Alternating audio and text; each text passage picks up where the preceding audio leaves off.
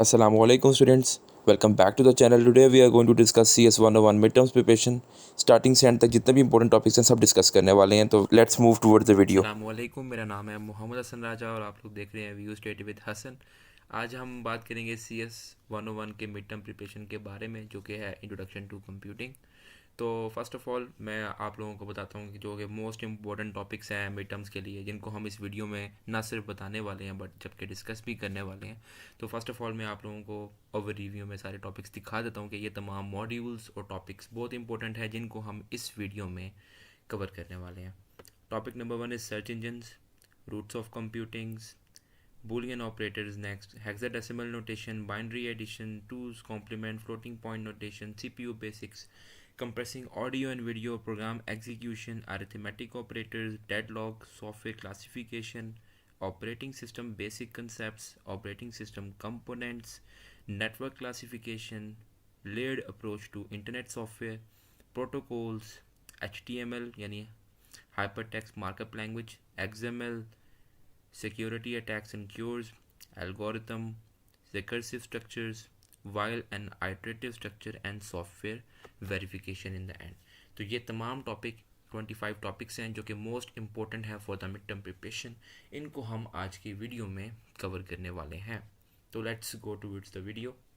अच्छा, तो हमारा टॉपिक नंबर वन जो है वो है सर्च इंजन्स। और सर्च इंजन्स में आपके पास जितने भी क्वेश्चंस रिलेटेड सर्च इंजन्स हैं, तो हमारा फर्स्ट टॉपिक है सर्च इंजन्स। तो सर्च इंजन्स की बात करें तो as you know search engines are basically browsers जिस पर आप कोई भी चीज़ सर्च करते हैं, अपनी क्यूरी को सर्च करते हैं, दैट आर सर्च इंजन्स। तो सर्च इंजन से रिलेटेड जितने भी क्वेश्चंस आपके मिड टर्म्स में आते हैं वो मैंने यहाँ राइट डाउन कर लिए हैं। तो question number one is write some names of search engines. तो वो आपसे पूछ सकते हैं कि आप कुछ सर्च इंजन्स के नाम लिखते हैं, तो जैसे कि नाम क्या है, गूगल है, याहू है, MSN, Bing, so on. There are lot of browsers जो यूज़ होते हैं as search engines. Then nextly आपके पास आ गया how much percent is Google used. Google कितने परसेंट यूज़ होता है। As you all know Google जो है वो मोस्ट फ्रिक्वेंटली यूज्ड जो है सर्च इंजन है, तो इसलिए इसकी परसेंटेज वो पूछते हैं मोस्टली, दैट इज़ 90.31%। और या वो पूछ सकते हैं कि कौन सा सर्च इंजन है तो मोस्ट यूज़ होता है, तो वो कौन सा है, Google is referred to as the most used search engines. Then after this the third question is query. Query के बारे में क्वेश्चन आता है that what is basically a query. तो query are the set of words given to search engine for searching. तो basically set of words मतलब क्या है कि आप कोई भी चीज़ सर्च करना चाह रहे हैं गूगल पे, तो आप उसको क्या कहेंगे, that is your query. Then after query you have the question search engine techniques, कि आपको सर्च इंजन की टेक्निक्स का पता होना चाहिए। कैसी टेक्निक्स, अगर आपने किसी भी कंट्री का मैप सर्च करना है, जैसे किसी सिटी का, तो मैं मैप इस ऑपरेटर को यूज़ करूँगा, मैप कॉलन।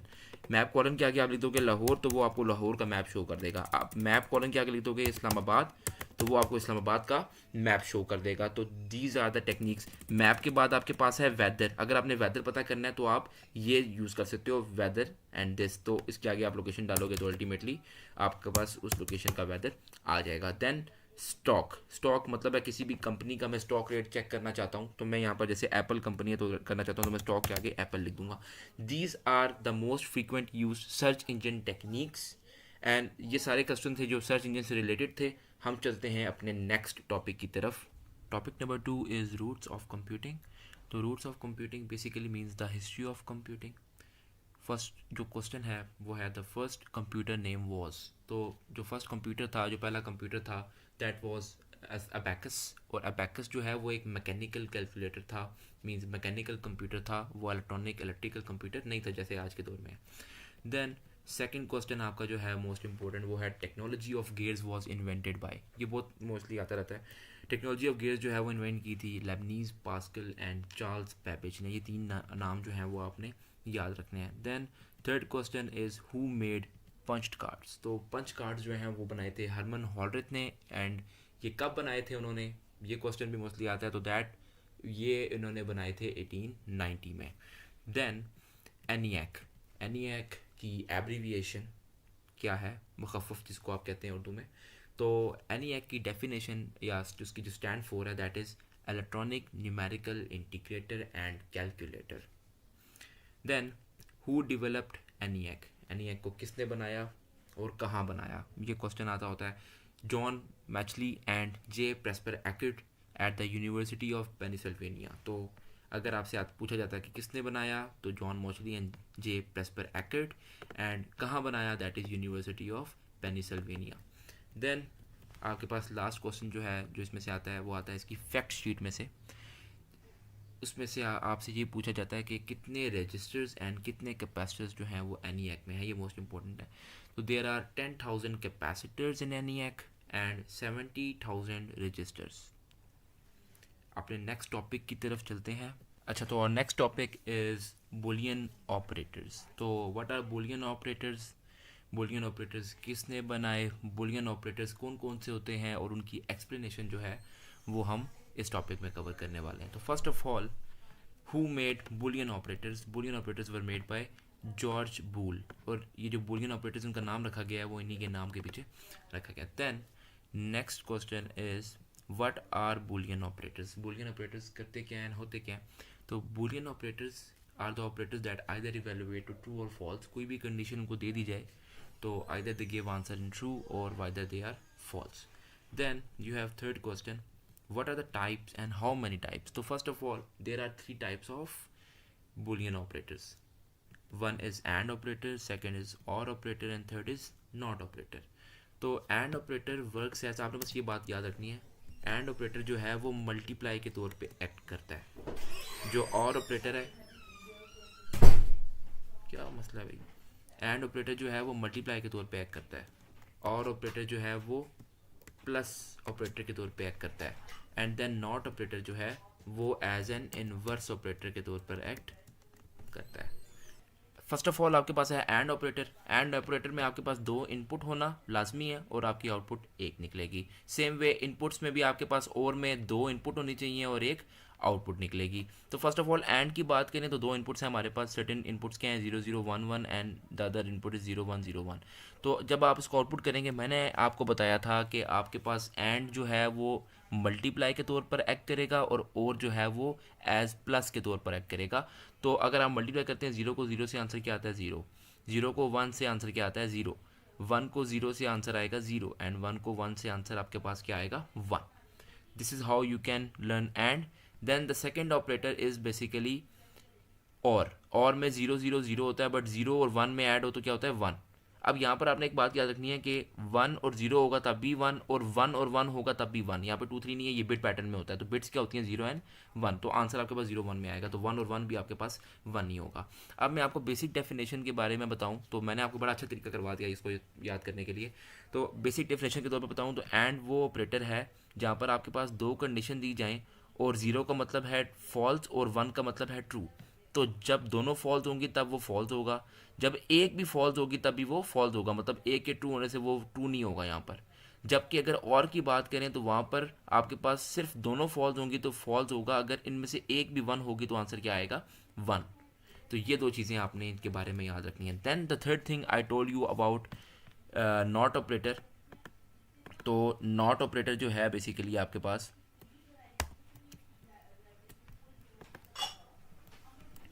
नॉट ऑपरेटर में आपके पास अगर आप 1 देते हो उसको तो वो आंसर क्या देगा 0, और 0 दोगे तो आंसर क्या देगा 1। मतलब है उसके रिजल्ट को इन्वर्स कर देगा। That is why I called it as inverse operator.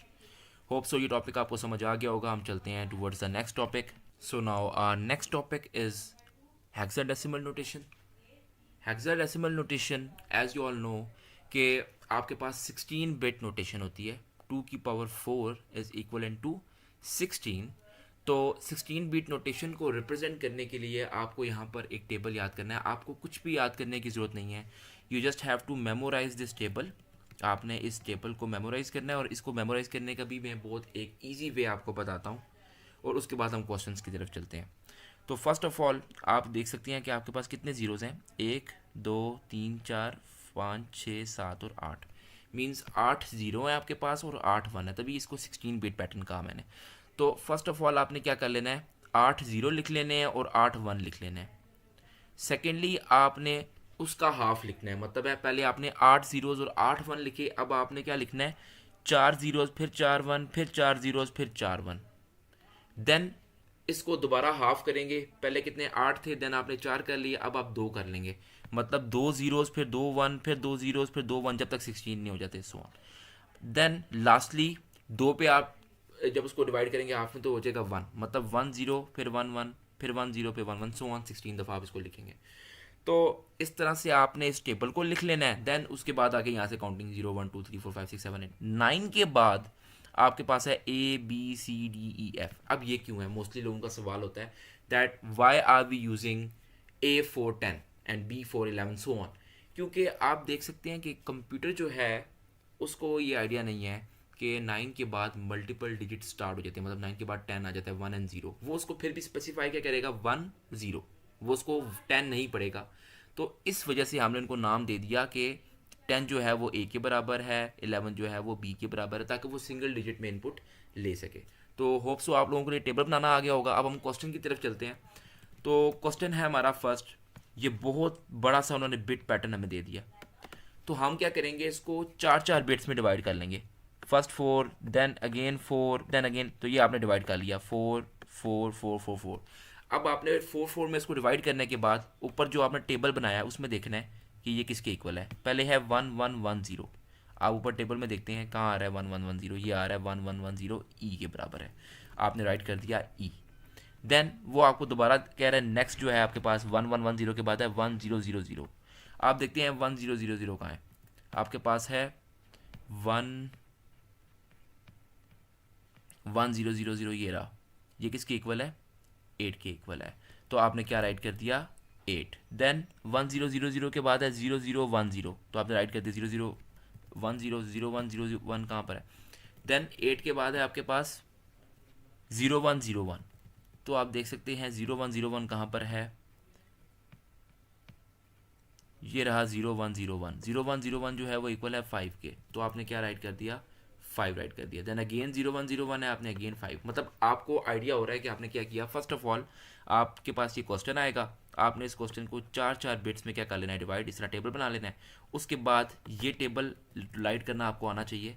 ये टेबल अगर आप बना लेते हैं तो सिंपल है, आपने बस यहाँ पर उसकी वैल्यू देखनी है और वहाँ पर उसकी वैल्यू के आगे देखना है कि क्या है उसका आंसर, और आपने यहाँ पर राइट कर देना है। एंड पे आपका आंसर क्या बन गया E85517, यही आपका आंसर है। इसको आप राइट कर देंगे और ये ऑब्जेक्टिव में मोस्टली आता होता है। तो हेक्साडेसिमल नोटेशन जो है उसमें यही इंपॉर्टेंट टॉपिक था, और सेम एज यही क्वेश्चन जो है वो ऑब्जेक्टिव में भी पूछा जाता है। तो आप लोगों ने इसके टेबल की जो तैयारी है वो अच्छे से कर लेनी है। हम मूव करते हैं अपने नेक्स्ट टॉपिक की तरफ। तो हमारा जो नेक्स्ट टॉपिक है वो है module 23, that is binary addition. तो binary addition as the name suggest कि आपने बाइनरी वैल्यूज़ जो कि होती हैं बिट्स 0 और 1, उनको ऐड एंड सब्ट्रैक्ट कैसे करना है आपने ही जानना है। सब्ट्रैक्शन कंप्यूटर में नहीं होती, that is why you are just learning binary addition. तो एडिशन में 0 और 0 को ऐड करते हैं तो आपको पता है 0 आता है, 0 और 1 को ऐड करते हैं 1 आता है, 1 और 0 को ऐड करते हैं देन भी 1 ही आता है। लेकिन अगर आप 1 और 1 को ऐड करेंगे तो आंसर आएगा 1 एंड 0। अब आपको मैं दिखाने जा रहा हूँ 2-3 टेबल्स जो आपने याद करने हैं, जिससे आपने वेरीफाई करना है कि आप कैसे इसको सॉल्व करते हैं। तो ये 2 टेबल्स हैं जिनको आपने मेमोराइज कर लेना है। अच्छा, तो अब हम बात करते हैं बाइनरी एडिशन की एग्जांपल के बारे में। तो एग्जांपल के आपके पास आपने दो कोई सी भी बाइनरी वैल्यूज़ जो हैं उनको ऐड करना है, जो कि है first 0 0 0 0 1 0 1 1 and second value is 0 0 0 0 1 1 1 0। अब ये क्वेश्चन जो है ऑब्जेक्टिव में मोस्टली पूछा जाता है। आपको दो बाइनरी वैल्यूज़ वो इस तरह दे देगा और आपको कहेगा कि आपने इनको पुट करके ऐड करना है। तो एडिशन आपकी पहले देख लेते हैं। आपको ये टेबल बनाना आना चाहिए जिसमें टेबल में आप 2 की पावर 0, 2 की पावर 1, 2 की पावर 0 से लेकर 7 तक लिखेंगे और इसी के अंदर आपकी ये सारी वैल्यूज लिखी जाएंगी। तो आपने दोनों वैल्यूज़ को राइट कर दिया। फर्स्ट ऑफ ऑल यहाँ राइट साइड से आप स्टार्ट करेंगे, 1 और 0 को ऐड करेंगे 1 आता है, 1 और 1 को ऐड करेंगे 0 आएगा क्योंकि 1 कैरी चला जाएगा वहाँ पर, 1 और 1 फिर 0 आएगा, फिर 1 कैरी चला जाएगा। अब यहाँ पर 1 और 1 पहले से है, आंसर क्या है 0, और एक 1 जो कैरी है तो 0 1 क्या हो जाएगा 1 हो जाएगा। देन 0 0 अगेन है, यहाँ पे आपके पास जो एक 1 आ रहा था वो वहाँ पे क्या चला जाएगा, कैरी चला जाएगा। 1 आने के बाद 1 और 0 क्या आ जाएगा 1, बाकी ये सारे क्या हैं 0 हैं। अब आप देख सकते हैं कि 128 पे क्या आ रहा है 0 आ रहा है, 64 पे 0, 32 पे 0, 16 पे 1 मतलब 16 एक काउंट हो गया, 8 पे 1 मतलब 8 काउंट हो गया, 4 पे 0, 2 पे भी 0 1, 16 में 8 ऐड करें कितना आता है आपके पास 24, 24 में 1 ऐड करें तो कितना आ रहा है आपके पास 25। तो आपका आंसर क्या हुआ 25। So this is how you can use binary addition for adding two binary values. Hope so आप लोगों के लिए टॉपिक इन्फॉर्मेटिव रहा होगा। हम मिलते हैं नेक्स्ट टॉपिक, हम चलते हैं नेक्स्ट टॉपिक की तरफ। तो हमारा नेक्स्ट टॉपिक है CPU बेसिक्स, और CPU basics basically means central processing unit के जितने भी यूनिट्स हैं बेसिक, उन तमाम को हम डिस्कस करने वाले हैं इस टॉपिक में। तो first of all what is CPU? तो as we all know CPU stands for central processing unit and CPU is also known as the brain of the computer. Then what are main parts of a computer system? Computer के system के 3 main parts हैं, कौन कौन से? ALU, then CU and RU. ALU basically means arithmetic and logic unit, CU means control unit, and RU means register unit. So first of all, what is ALU? तो ALU stands for arithmetic and logical unit, और इसमें तमाम arithmetic functions and logical functions होते हैं। जैसे कि arithmetic का मतलब होता है addition, subtraction, multiplication, division, remainder। then logical operators में आते हैं एंड, और एंड नॉट, जिनको हम पीछे लास्ट टॉपिक में बुलियन ऑपरेशंस के तौर पर डिस्कस कर चुके हैं। Then we have C U. What is C U? C U stands for control unit. Control unit basically means that is use to transfer the control to the components. मतलब है अगर किसी भी कंपोनेंट ने कोई भी टास्क को perform करना है, जैसे कि अगर मैं कीबोर्ड की ये की प्रेस करता हूँ तो वो एक टास्क परफॉर्म कर रहा है, वो एच राइट कर रहा है, तो ये टास्क परफॉर्म करने का जो सिग्नल देता है वो कंट्रोल यूनिट देता है CPU को।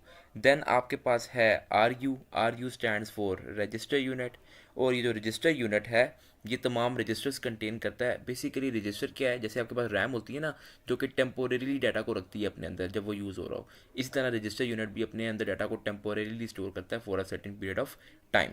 कितने टाइप के रजिस्टर्स होते हैं? 2 टाइप के रजिस्टर्स होते हैं। कौन कौन से? एक होता है स्पेशल पर्पस रजिस्टर्स, और दूसरे कौन से होते हैं? General purpose. Then we have buses. Buses क्या हैं?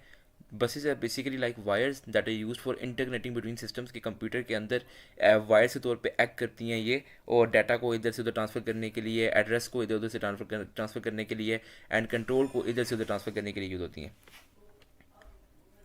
There are 3 types of buses: data bus, address bus, and control bus. Data bus, which is used to transfer the data; address bus, which is used to transfer the address; and control bus, that is used to transfer the control. So this was the end of this topic, CPU basics. Let's start the next topic. अच्छा, तो हमारा recent topic is compressing audio and video. तो first of all audio compression और video compression क्या होता है कि जब आप अपनी जो वीडियो या ऑडियो का साइज़ जो है वो उसको छोटा करना चाह रहे होते हो और चाहते हो कि इसकी क्वालिटी में चेंज ना आए, तो यू यूज़ कंप्रेसिंग टेक्निक्स। तो first of all what is MPEG? MPEG क्या होता है? एक टेक्निक है that is use for compressing videos. और इसको किसने बनाया था? इस टेक्निक को एक ग्रुप ने बनाया था जिसका नाम था एमपैग। उसका नाम भी एमपैग था, उन्होंने इस टेक्निक का नाम भी एमपैग ही रखा। तो व्हाट डज एमपैग स्टैंड फॉर? ये क्वेश्चन आता होता है। That is motion pictures expert group. तो ये एमपैग की एब्रीविएशन है।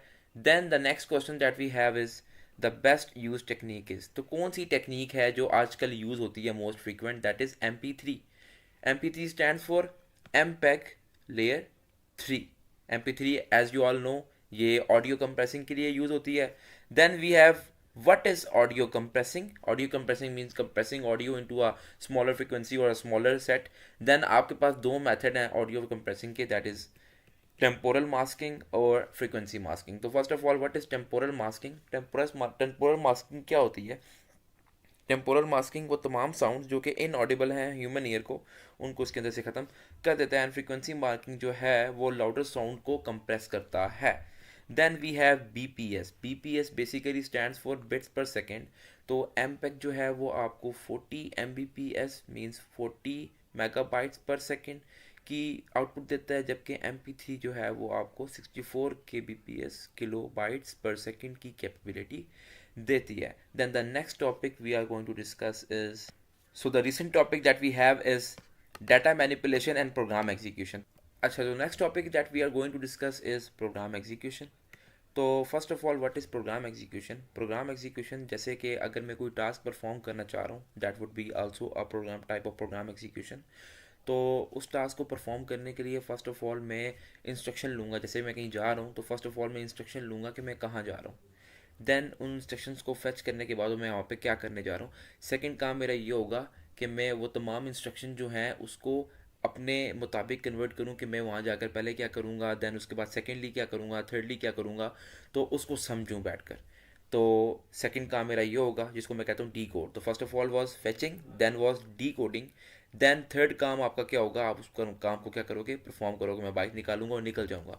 तो these are the three ways कि जिसके ज़रिए आप कोई भी काम कर सकते हैं। तो ये जो थ्री वेज का साइकिल है इसको आप कहते हैं fetch, decode and execute cycle. First of all fetch the instructions, then decode, समझें उसको, एंड देन परफॉर्म यानी एग्जीक्यूट।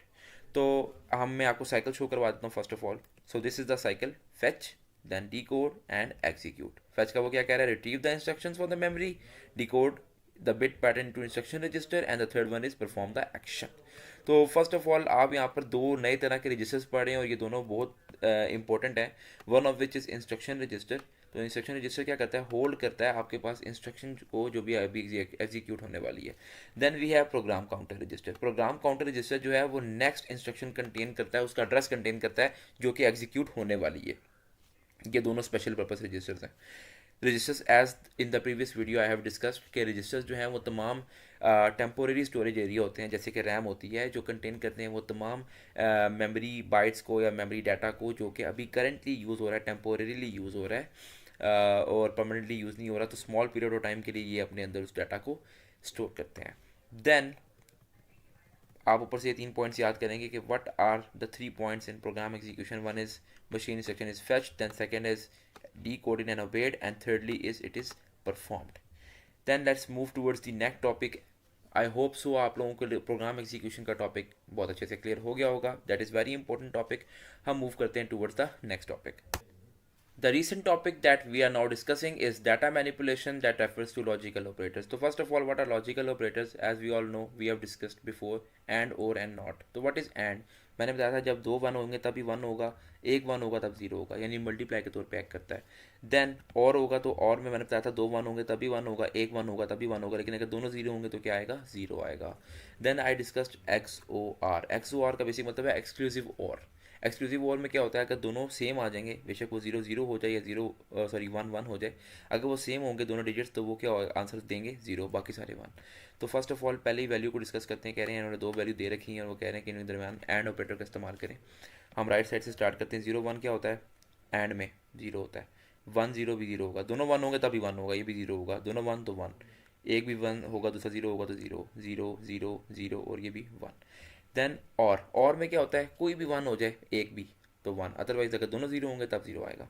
वन वन तो वन, वन जीरो तो वन, जीरो जीरो जीरो होगा, one zero one, one one भी one, zero zero तो फिर zero होगा। मतलब और में सिर्फ ये कंडीशन है जीरो आने की कि दोनों जीरो हों, एक भी वन आ गया तो वो वन होगा, जबकि एंड में ऐसा नहीं है। Then we have X O R. X O R में अगर दोनों सेम आ जाए, मतलब वन वन है तो जीरो, अगर जीरो जीरो भी आ जाएगा ना, जीरो जीरो तो वो भी जीरो, बाकी सारे वन होंगे। ठीक हो गया। आई होप सो ये तीन जो ऑपरेशंस हैं ये आप लोगों को थॉरली डिस्कस करके समझ आ चुके होंगे। इसमें आपको किसी भी किस्म की अगर कोई प्रॉब्लम हुई भी तो you can discuss that later on with me. I have given my contact number in the description. Let's move towards the next topic. Then the next topic that we are discussing is कि हम पहले भी discuss कर चुके हैं that are arithmetic operators. तो arithmetic operators कैसे होते हैं आपके पास, मैंने एज पीछे डिस्कस किया था आपसे, plus minus multiply divide modulus operator, these all are arithmetic operators. तो आप उनको सिंपली परफॉर्म कर सकते हैं। उनका जो तरीका है उसको टूज कॉम्प्लीमेंट में भी इस्तेमाल कर सकते हैं। ये टेबल आप पीछे डिस्कस कर चुके हैं। तो मल्टीप्लिकेशन में वो बता रहा है कि मल्टीप्लिकेशन कर सकते हैं, डिवीजन कर सकते हैं, प्लस माइनस कर सकते हैं, डिवाइड एंड मॉड्यूलस ऑपरेटर को भी यूज़ कर सकते हैं। Then let's move toward the next topic. अच्छा, तो the recent topic that we are studying is topic deadlock. तो डेडलॉक क्या होता है, जब एक कंप्यूटर के एक ही कंपोनेंट की ज़रूरत दो से ज़्यादा चीज़ों को होती है तो अल्टीमेटली क्या होता है कि उन दोनों की सिग्नल्स वहाँ तक पहुँचते नहीं हैं और वो दोनों डेडलॉक की सिचुएशन में आ जाते हैं। मतलब कंप्यूटर दोनों कंपोनेंट्स को एक्सेस प्रोवाइड नहीं करता और वो लोग वहाँ पर अपना टास्क परफॉर्म नहीं करते और रुके रहते हैं। तो इस चीज़ सिचुएशन को हम कहते हैं डेडलॉक। जैसे दो ट्रेन एक साइड पे आ जाती हैं एक साथ और अब पटरी एक है, जाना दोनों ने है तो दोनों वहाँ से गुजर नहीं सकती। तो व्हेन वन और two components of a computer system need the same part of a computer system, both stop, दोनों को परफॉर्म एग्जीक्यूशन परफॉर्म दोनों की नहीं होती। तो this problem basically called deadlock. अब इस सिचुएशन से हम निकल कैसे सकते हैं, तो इस सिचुएशन से निकलने के लिए कंप्यूटर के पास डेडलॉक सिचुएटिंग स्कीम्स होती हैं जिसके ज़रिए से वो इनको अवॉइड करता है। इनको अवॉइड करने का एक सिंपल सा तरीका है कि मल्टीटास्किंग के दौरान यूज़र को आइडिया हो कि कौन सी चीज़ में डेडलॉक सिचुएशन क्रिएट हो सकती है तो वो उसको रिजॉल्व खुद ही करते, ट्रबल शूट करते।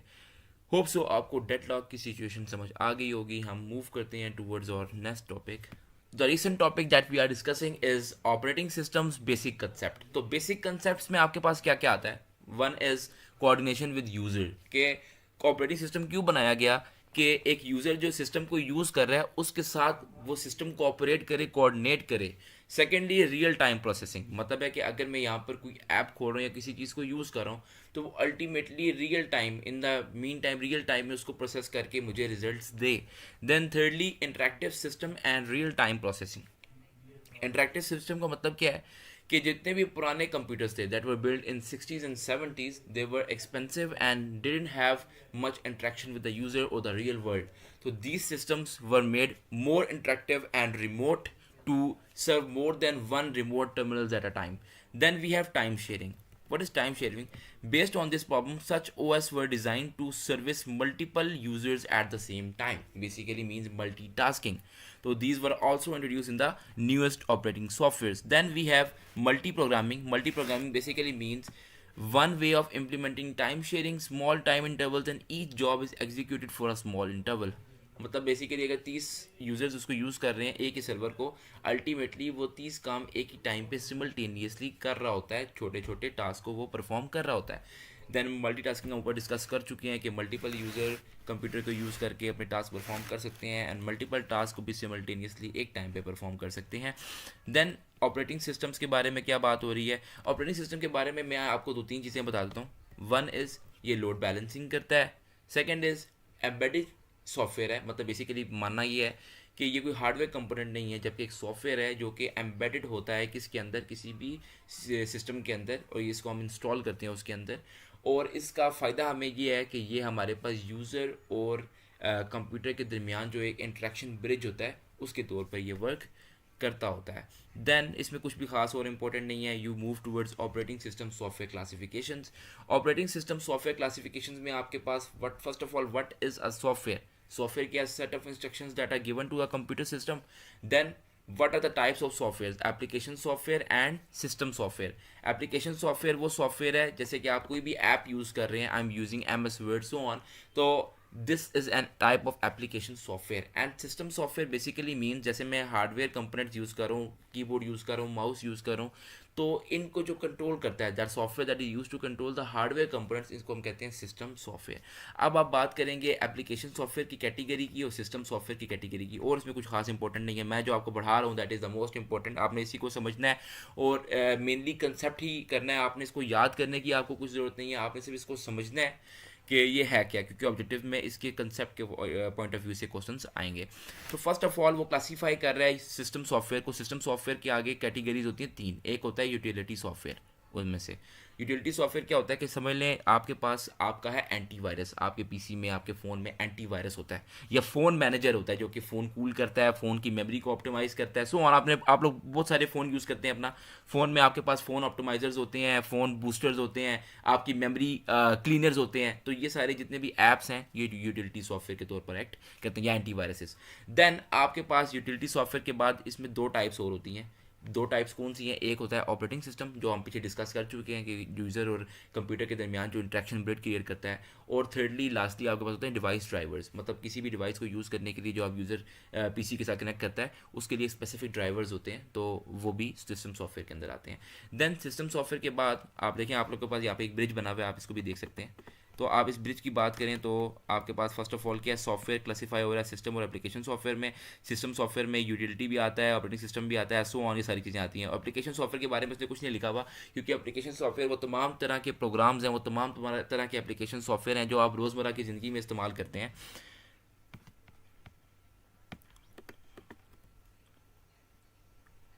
अच्छा, तो आपके पास यूज़र इंटरफेसेस कितने हैं? यूज़र इंटरफेसेस आपके पास क्या होते हैं कि द वे ऑफ कम्युनिकेशन या portion of communication between the user and computer is basically user interface.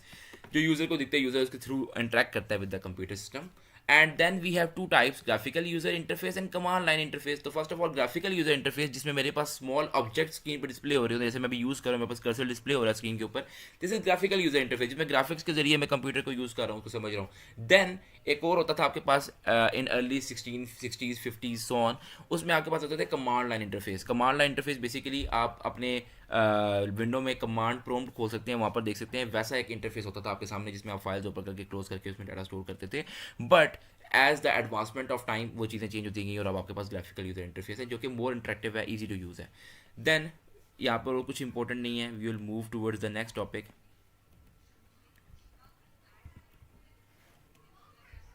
The first topic we are going to discuss is networking and internet network classifications. So first of all, network classification क्या है? We divide the network into PAN, which is personal area network, LAN, which is local area network, metropolitan area network जिसको हम MAN कहते हैं, और आखिर में आता है आपके पास WAN जिसको आप कहते हैं wide area network.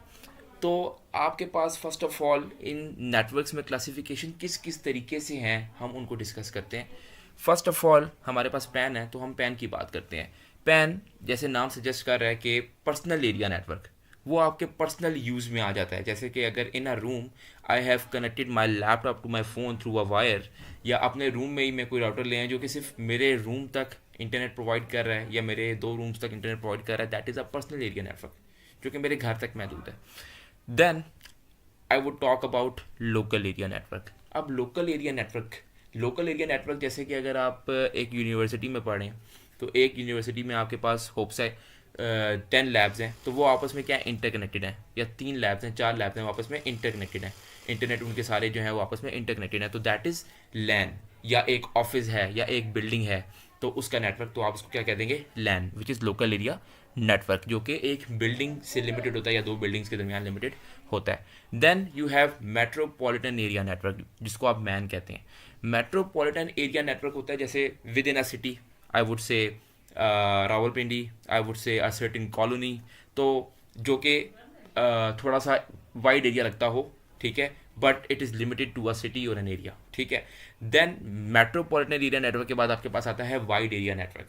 Wide area network जिसको आप जेन्युइनली कहते हैं वैन. वैन की एग्जांपल में आता है इंटरनेट.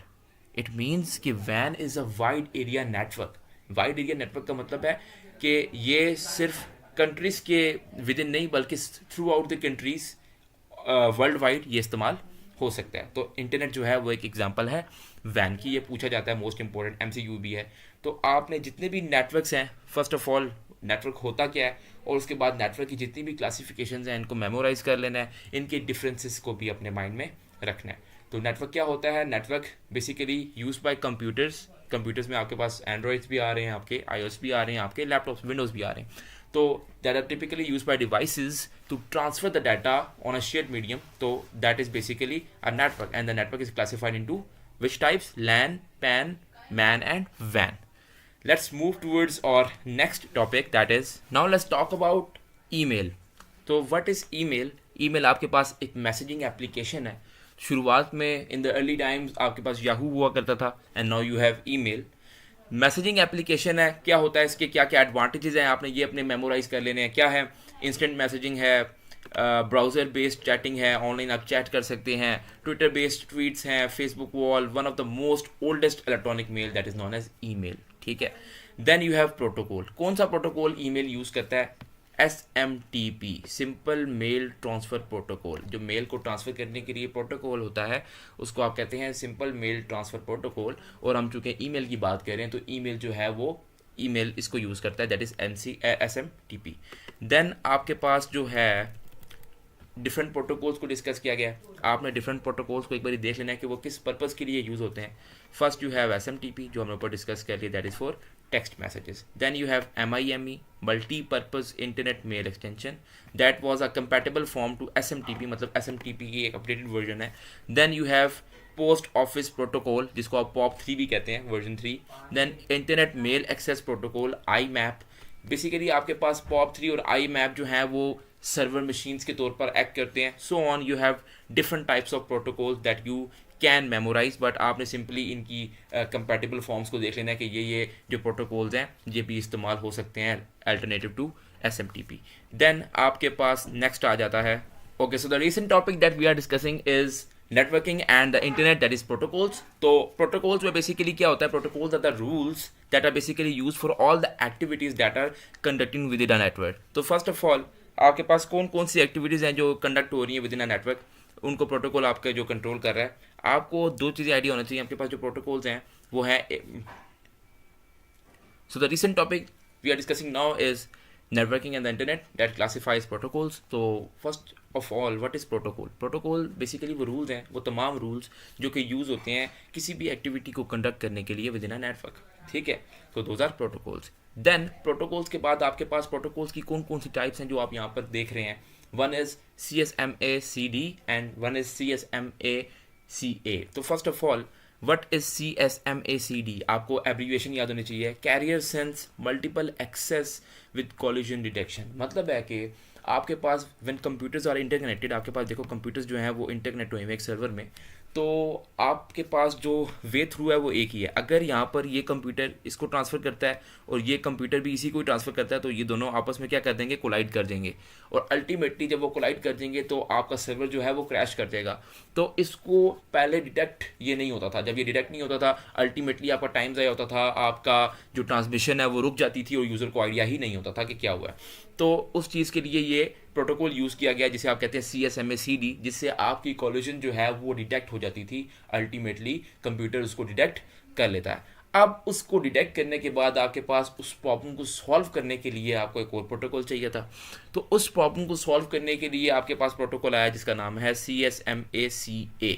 तो बेसिकली नाम उसका शुरू से वही है, carrier sense multiple access with collision. CA collision avoidance, वो था कॉलिजन डिटेक्शन. तो अब कॉलिजन अवॉइडेंस क्या करता है कि आपके पास एक छोटा सा रूल है, वो एक कॉइन जो है वो वहाँ पर रख देता है, टोकन जिसको आप कहते हैं. और जिस नोड्स ने भी डाटा ट्रांसफ़र करना होता है, आपके पास फर्स्ट ऑफ ऑल आपको पता होना चाहिए नोड क्या होता है. तो समझ लें ये मेरे पास नेटवर्क बना हुआ जिसमें मल्टीपल कंप्यूटर्स आर इंटरकनेक्टेड. तो यहाँ पर जहाँ पे एक सर्वर मशीन के साथ मल्टीपल कंप्यूटर्स जो हैं वो कनेक्ट हुए हुए हैं डाटा शेयरिंग के लिए और रिसोर्स शेयरिंग के लिए, यहाँ पर ईच कंप्यूटर को आप कह सकते हो नोड. एक कंप्यूटर का नाम क्या है, नोड है. तो मैं क्या कह रहा हूँ कि अगर किसी भी नोड ने डाटा ट्रांसफ़र करना है तो वो क्या करेगा, वो उस टोकन को पिक कर लेगा. अब जब दूसरे कंप्यूटर भी सेम टाइम पे डाटा ट्रांसफ़र करना है, वो टोकन लेने जाएगा, उसको टोकन नहीं मिलेगा, वो रुक जाएगा. इस वजह से आपकी कोलिजन जो है वो अवॉइड हो जाती है. तो ये दो प्रोटोकॉल्स आपने बस अपने माइंड में इनका कंसेप्ट बिठा लेना है. Let's move towards the next topic.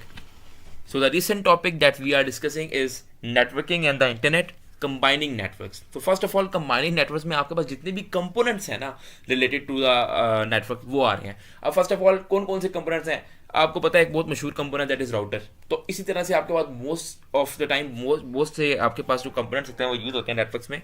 तो आप लोगों को कुछ होंगे जिनके आप नाम पहली दफ़ा सुन रहे होंगे, कुछ होंगे जो आपने बेसिक क्लासेस में भी जिनके बारे में डिस्कस किया होगा. तो फर्स्ट ऑफ ऑल हम बात करते हैं ब्रिज के बारे में. तो ब्रिज क्या है, bridge is similar to but more complex than a repeater. अब पहले आपको पता होना चाहिए व्हाट इज़ अ रिपीटर. तो अगर आप ऊपर बात करें रिपीटर की, तो रिपीटर क्या करता है, आपके पास जैसे आपके पास रास्ते में खंबे नहीं लगे होते मुख्तलिफ, वो क्या करते हैं कि सिग्नल्स को दोबारा से एम्पलीफाई कर देते हैं. तो वो एज ए रिपीटर काम कर रहे होते हैं कि सिग्नल दूर से आता है, जब वो उसके पास टच करता है अल्टीमेटली वो सिग्नल को दोबारा उसी स्पीड उसी ताकत के साथ दोबारा ट्रांसमिट कर देता है, सिग्नल को वीक नहीं होने देता.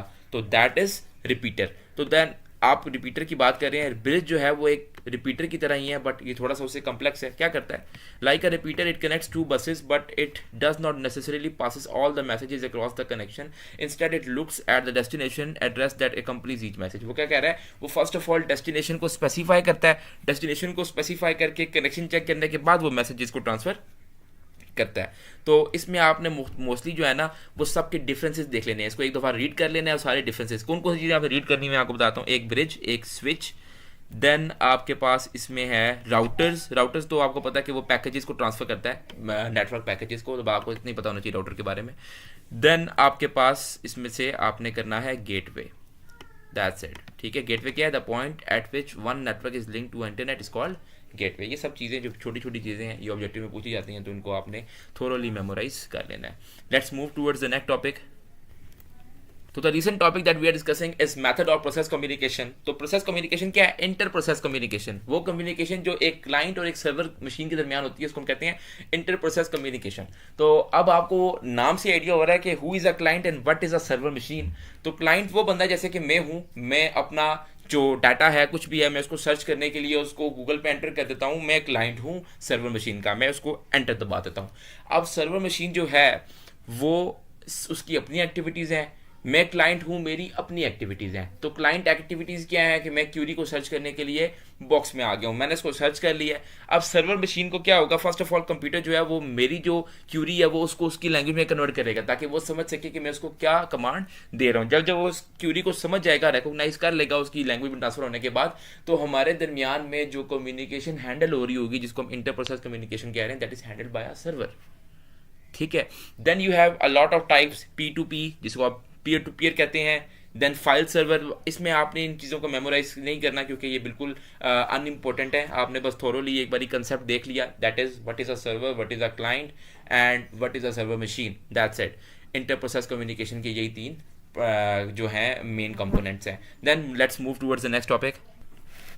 अच्छा, तो आप लोग सोच रहे होंगे that I am discussing a lot of topics. Reason ये है कि हर टॉपिक में जो भी छोटी छोटी चीज़ें जो हैं मुझे इंपॉर्टेंट लगती हैं, आई am discussing that all over, ताकि आप लोगों के जो कंसेप्ट हैं वो लीनियरली अच्छे हो जाएं, आप लोगों को ज़्यादा बल्क में कोई चीज़ पढ़नी ना पड़े, याद ना करनी पड़े, जबकि आपके कंसेप्ट जो हैं वो थोरोली क्लीन हो जाएं।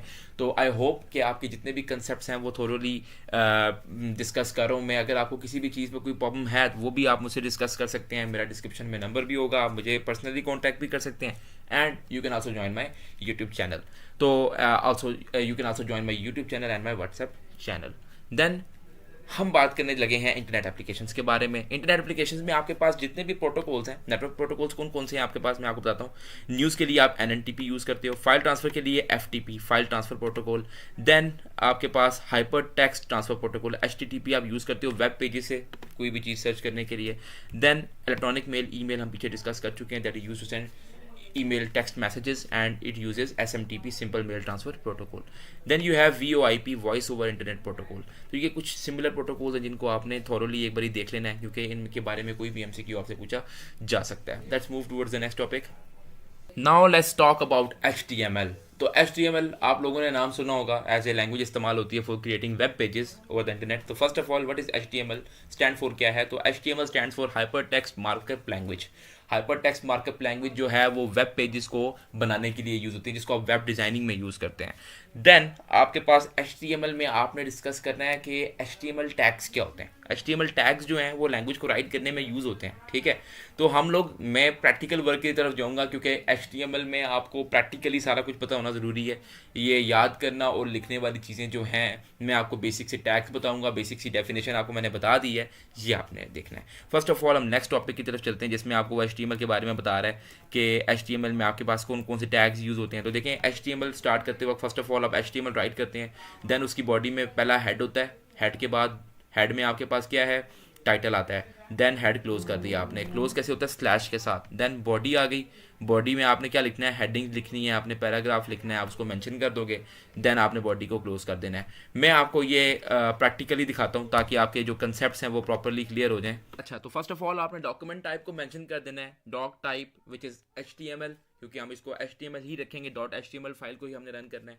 तो .html रखने के बाद आप लोग फर्स्ट ऑफ ऑल राइट करेंगे HTML आपने राइट करना है, तो आपने इसको क्लोज भी करना है एंड में। ये चीज़ आपने, इस चीज़ का बहुत ज़्यादा ख्याल रखना है। फर्स्ट ऑफ ऑल हम प्रोग्राम राइट कर लेते हैं। HTML में आपके पास सबसे पहले आपका आता होता है हेड। क्या आता होता है, हेड। तो हेड आप राइट कर लेंगे। हेड के अंदर आपने राइट करना होता है टाइटल।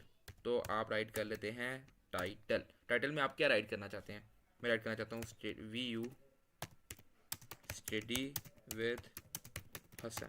अब मैंने टाइटल को क्लोज करना है, तो मैं कैसे क्लोज करूँगा, स्लैश और टाइटल। तो ये टाइटल क्या हो गया, क्लोज हो गया। देन टाइटल के बाद मैं क्या करता हूँ, हेड से मैं बाहर आ जाता हूँ। तो हेड को क्लोज करने के लिए मैंने वही करना है, क्या करना है, हेड और शुरुआत में उसके मैंने स्लैश डाल देनी ताकि हेड भी क्या हो जाए, क्लोज हो जाए। अब हेड को क्लोज करने के बाद मेरे पास जो सेकंड पार्ट होता है, सेकंड स्ट्रक्चर में आती होती है चीज़ जो HTML में होती है, बॉडी। तो मैं राइट करता हूँ बॉडी। अब बॉडी के अंदर मैं पैराग्राफ्स और हेडिंग्स को राइट कर लेता हूँ। हेडिंग्स के लिए मैं यूज़ करता हूँ H। तो H किसके लिए यूज़ होता है, हेडिंग के लिए। तो आप याद कर लेते हैं H1 के, पहली हेडिंग ये है, देन 2 फिर 3 अगर मल्टीपल हेडिंग्स हैं। तो H1 क्या है, दिस इज हेडिंग, ताकि आप लोगों को आइडिया हो जाए कि हेडिंग के लिए यूज़ हो रहा है, हेडिंग 1, ठीक है। देन H1 के साथ आप लिख सकते हैं पैराग्राफ। तो आप राइट करते हैं कि हमने राइट करना है एक पैराग्राफ। अब आपने एक बात जो है वो याद रखनी है कि H1 आपने राइट किया तो आपने H1 को क्लोज भी कर देना है। देन आपने पैराग्राफ राइट करना है। पैराग्राफ में आप क्या लिखना चाहते हैं, hello guys I am Hasan, okay. Then ये किसके लिए राइट होता है, writing para. Then para write करने के बाद आपके पास जो नेक्स्ट चीज़ है, आपने इसको क्लोज कर लेना है, पैरा को स्लैश के साथ क्लोज कर लिया। अब पैरा को क्लोज करने के बाद नेक्स्ट चीज़ जो है वो बॉडी के बाद आपने क्या करना है, HTML को क्लोज करना है, क्योंकि आपका प्रोग्राम कंप्लीट हो गया। आपने कहा जी मैंने HTML को क्या करना है, क्लोज करना है। तो HTML को हम कर लेते हैं क्लोज, HTML, और इसको हमने कर लिया स्टार्टिंग में स्लैश से क्लोज। देन आपने क्या करना है, फर्स्ट ऑफ ऑल इसको सेव एज पे जाना है। सेव एज पे जाने के बाद आपने क्या करना है, इसको एज ए कुछ भी नाम रख के .html फाइल से आपने इसको सेव कर लेना है। देन सेव करने के बाद आप यहाँ पर आएंगे तो आपके पास एक डॉक्यूमेंट क्रिएट हो गया होगा। आपने इसको क्या कर लेना है, ओपन विद गूगल। तो आपने देख लिया क्या हुआ, first of all this is heading 1, ये आपका क्या हो गया, टाइटल आ गया। देन आपके पास आपकी hello guys I am Hasan writing para, ठीक है। तो आपने फर्स्ट ऑफ ऑल देख लिया कि आपका टाइटल क्या आ गया, व्यू स्टडी विद हसन, जो मैंने राइट किया था। देन आपके पास फर्स्ट हेडिंग जो है वो क्या आ गई, दिस इज हेडिंग 1, एंड आपके पास जो है नीचे पैराग्राफ भी आ गया। अब इन केस आप जो चाह रहे हैं कि आपका जो पैराग्राफ में जो डाटा है वो बोल्ड आए, तो आप क्या करेंगे,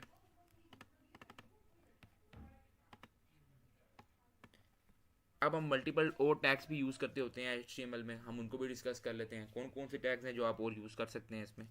होप सो आप लोगों को अभी तक जितना भी HTML लैंग्वेज से रिलेटेड टैग्स थे, जितने भी प्रोसीजर्स थे, वो आप लोगों को बेसिकली समझ आ चुके होंगे। हम मूव करते हैं टूवर्ड्स सर्टेन वो टैग्स। तो आप यहाँ पे यूज़ कर सकते हैं बोल्ड करने के लिए टेक्स्ट बी के आगे आप जो भी राइट करेंगे, जैसे मैं कहता हूँ channel name study with Hasan, ये क्या कर देगा, इसको बोल्ड कर देगा। देन बोल्ड नहीं मैं चाहता हूँ अंडरलाइन कर दे, तो आप यूज़ करेंगे यू से आप क्या करेंगे, अंडरलाइन टेक्स्ट। क्या करता है, एक आपके पास करता है बी जो है वो करता है बोल्ड टेक्स्ट, और यू क्या करता है, अंडरलाइन टेक्स्ट। बी को आपने क्लोज करना तो कैसे करेंगे, स्लैश बी, और आपने यू को भी क्लोज करना है, कैसे करेंगे, स्लैश यू। तो B for bold and U for underline. हम ये भी कर लेते हैं सेव करके चेक। तो हम इसको फर्स्ट ऑफ ऑल सेव कर लेते हैं। सेव करने के बाद इसको आपने क्या कर लेना है, ओपन कर लेना है, ओपन विद में जाने के बाद गूगल क्रोम। तो आप देख सकते हैं आपके पास बोल्ड टेक्स्ट भी आ गया, बोल्ड हुआ हुआ टेक्स्ट, और अंडरलाइन टेक्स्ट भी आ गया। तो this is how you create a web page using HTML, and you can use different tags, different headings, you can use multiple headings, multiple paragraphs, you can bold text, you can underline text, you can change your title, so on. There are multiple things that you can perform using HTML. Let's move towards the next topic. So the recent topic now we are discussing is networking and the internet, that is related to security forms of attack. कि कितने forms of attack जो हैं वो आपके computer पे हो सकते हैं, और कौन कौन सी टाइप्स के वायरसेस हैं जो एग्जिस्ट कर रहे हैं, तो हम उनको थोड़ा डिस्कस करने वाले हैं। First of all what is a malware. Malware type of malicious software जो कि आपके कंप्यूटर पे प्रेजेंट है, उसको आप मेलवेयर सजेस्ट कर रहे हो, तो जो कि आपके कंप्यूटर को हार्म प्रोवाइड कर सकता है, वायरस जनरेट कर सकता है कंप्यूटर के अंदर। देन मेलवेयर के बाद हम आते हैं different types of attacks. First of all is virus, जो कि मोस्ट कॉमनली नॉन है। वायरस क्या करता है, आपके कंप्यूटर की जो एबिलिटी है टू एक्सिक्यूट प्रोग्राम्स होस्टिंग, वो उस चीज़ को रोक देता है, उस चीज़ में डाटा को आपके इन्फेक्ट कर देता है, कंप्यूटर के प्रोग्राम को इन्फेक्ट कर देता है। देन आपके पास है वॉर्म। अब वॉर्म बेसिकली क्या होता है, वॉर्म बेसिकली एक ऑटोनोमस प्रोग्राम है। बेसिकली मतलब क्या है कि it is similar like a virus, लेकिन वो अपने आप को रेप्लिकेट कर लेता है इंटरनेट के थ्रू या शेयर्ड मीडियम के थ्रू आपके कंप्यूटर के अंदर आ जाता है। देन आहिस्ता आहिस्ता वो अपने आप को रेप्लिकेट करके बढ़ाता जाता है, जो कि बहुत खतरनाक है आपके कंप्यूटर साइंस के लिए, कंप्यूटर के लिए। देन वॉर्म के बाद आपके पास आता है ट्रोजन हॉर्स। ट्रोजन हॉर्स जो है ना, ये आपके पास कदीम ज़माने में जब जंगें होती थी तो उसमें क्या करते थे कि वो किसी के कैसल के अंदर के सिस्टम को खोखला करने के लिए एक स्टैचू सा बना लेते थे, और उसके अंदर ना सारे इकट्ठे हो जाते थे। तो जो ही वो लोग उस चीज़ को अपने कैसल के अंदर लेके जाते थे, तो अल्टीमेटली वो धोखे की सूरत में वो उनको वो जो अट्रैक्टिव चीज़ लग रही होती थी वो अल्टीमेटली उनके लिए ख़तरे की घंटी होती थी, और वो कैसल के अंदर आ जाते थे और हमला करके सब कुछ ख़त्म कर देते थे। तो इसी तरह आपके पास ट्रोजन हॉर्स का नाम इस वायरस को दिया गया है कि फ़र्स्ट ऑफ ऑल ये विक्टिम के कंप्यूटर में थ्रू अ सर्टेन ऐप, जो कि कोई गेम हो सकती है, कोई ऐसी चीज़ जो अट्रैक्टिव हो आपके लिए, आप उसको ले आते हो अपने कंप्यूटर के अंदर और अल्टीमेटली वो आपके सारे डाटा ही उड़ा देती है, सर्टेन टाइम आपका पूरा सिस्टम ही उड़ा देती है। तो देन आपके पास स्पाईवेयर आता है, स्निफिंग सॉफ्टवेयर, जिसको आप हैकिंग भी कहते हो। फिशिंग आती है कि आप लोग कैसे, आप लोगों को इंटरनेट पे, नेटवर्क पे आपको डिफरेंट चीज़ें आपको दिखाकर, आपको अट्रैक्टिव चीज़ें दिखाकर अल्टीमेटली आपके कंप्यूटर में वायरस डाला जाता है। DOS, denial of service attack, बहुत इंपॉर्टेंट चीज़ है।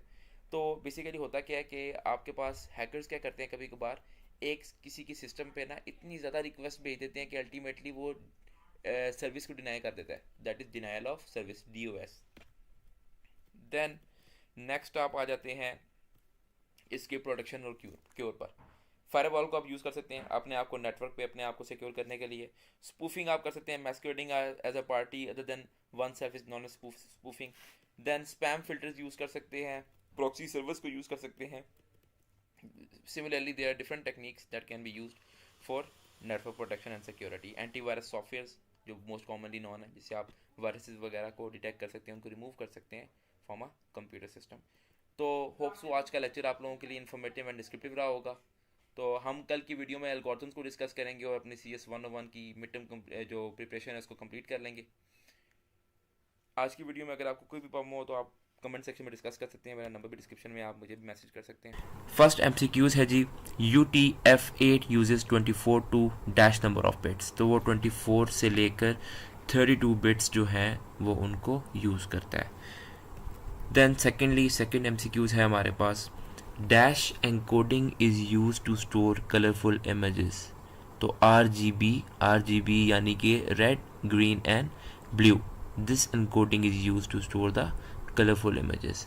देन थर्ड MCQs है हमारे पास, you can search images even by using query of another image using Google images. अब इसका बेसिक सा मीनिंग क्या है कि आप गूगल पर इमेजेस को सर्च कर सकते हैं बाय यूजिंग लिंक, तो आपने लिंक को यूज़ करना है। देन फोर्थली हमारे पास जो फोर्थ MCQs है वो आ रहा है, a dash is a machine that can be program to carry out a complex series of actions automatically or guided by an external control. मतलब है कोई भी मशीन जो कि एक रिमोट कंट्रोल से इस्तेमाल हो रही है या वो ऑटोमेटिकली ऑपरेट कर रही है, वो प्रोग्राम्ड है, तो that machine is basically called a robot. तो this was your fourth MCQs। देन हम नेक्स्ट MCQs पर चलते हैं। What are pixels? तो pixels as the name suggest they are picture elements. का बेसिक मीनिंग क्या है कि आपकी स्क्रीन पे, जैसे कि आप अगर फ़ोन यूज़ कर रहे हैं या लैपटॉप यूज़ कर रहे हैं, तो आप लोगों को ये बात का आइडिया हो रहा है कि आपकी स्क्रीन जो आपको डिस्प्ले कर रही है ये वीडियो, तो that contains picture elements called pixels, जो डिटरमिन करते हैं उसकी रेजोल्यूशन को। तो वो किससे मिलकर बनते हैं? They are a collection of dots.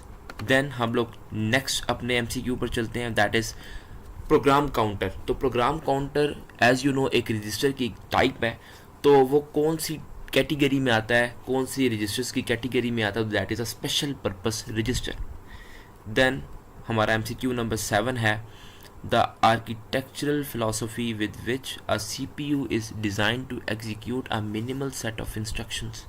कह रहे हैं एक फ़िलासफ़ी जिसके थ्रू CPU को डिज़ाइन किया जाता है कि वो मिनिमल यानी बहुत मिनिमल सोर्स से हमारे पास इंस्ट्रक्शंस को एग्जीक्यूट करे, that is RISC।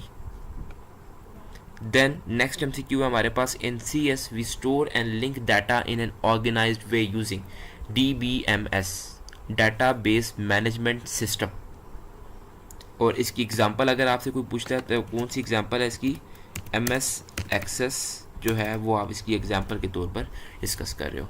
Then nextly आप आ जाते हो, in hexadecimal notation dash number of bits represent a single symbol. एक सिंगल सिंबल, जैसे कि मैं उसकी एग्जांपल ले लेता हूँ। फॉर एग्जांपल हमारे पास है E, तो ये भी एक हेक्साडेसिमल सिंबल है जिसको आप कितनी बिट्स से रिप्रेजेंट करते हो? तो हाउ मैनी बिट्स?